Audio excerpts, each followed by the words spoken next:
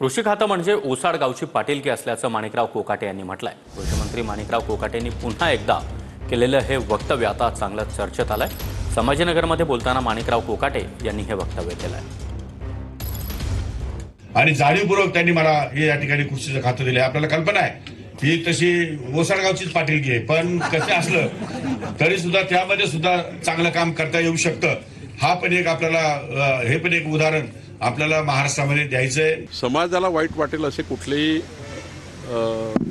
अपशब्द किंवा असा वाक्यप्रचार होऊ नये आपल्या मंत्रिमंडळाच्या कुठल्याही मंत्र्याकडनं, जेणेकरून समाज मन दुखेल, जेणेकरून शेतकऱ्याच्या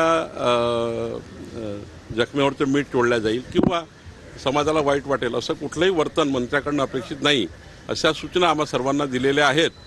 आता कोकाटेजीबद्दल जे काही बोलले आहेत ते अजितदादा याचा विचार करतील। त्यांना मनात काही नसतं बिचाऱ्यांच्या, तर ते थोडा पहिल्यापासून फटकळ बोलण्याची सवय आहे, त्याला बोलतो, पण मला वाटतं त्याच्या मनात काही नाही, अतिशय मोकळ्या मनाचं आणि मनामध्ये कुठे आडी नाही। मित्र म्हणून सल्ला देताना काही सल्ला दिलाय माणिकरावांना की मंत्री झाल्यानंतर बोलायचं नसतं।